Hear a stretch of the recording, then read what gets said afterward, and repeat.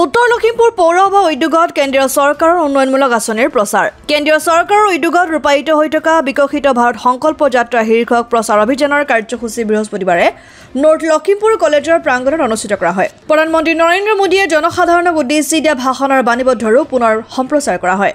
উক্ত অনুষ্ঠানত জিলা উন্নয়ন আয়ুক্ত উৎপল বৰা, উত্তৰ লখিমপুৰ পৌৰসভাৰ কাৰ্যবাহী বিষয়া কেচিয় কৰণ পেগু, উপ পৌৰপতি প্ৰাঞ্জল দত্ত, নৰ্থ লখিমপুৰ মহাবিদ্যালয়ৰ অধ্যক্ষ ডক্টৰ বিমান চেতিয়া, জনসংযোগ বিষয়া মন্দিৰা চাইংগিয়াই, ডাক্তৰ কুইন বৰা, বিভিন্ন বিভাগৰ পৰা অহা বিষয়ববীয়াসকলকে ধৰি স্থানীয় ৰাইজ উপস্থিত থাকে।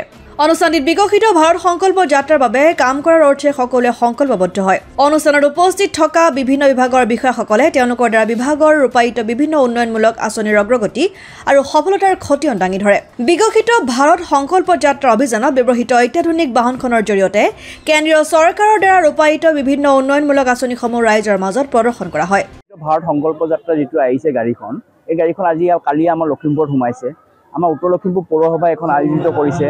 ইয়াত আমাৰ মোদী গভৰ্ণমেণ্টে যিখিনি মানুহক সুবিধা দিছে, ration card, Ayushman card, health card, Aadhaar card, এই গোটেইখিনি সকলো গাঁৱৰ একেবাৰে সাধাৰণ মানুহলৈকে যাবলৈ চেষ্টা কৰিছে। যিহেতু আমি অলৰেডি কৰি আছোঁ, কিন্তু বহুত মানুহ থাকি গৈছে। সকলো মানুহ একেদিনা সুবিধা নহ'বও পাৰে। এই সুবিধাটো সেই মানুহখিনি যাতে পায়, সেইকাৰণে এই ব্যৱস্থাটো কৰা হৈছে। লখিমপুৰৰ পৰা ৰাহানুদ্দিন আহমেদৰ ৰিপৰ্ট, অসম আদিত্য।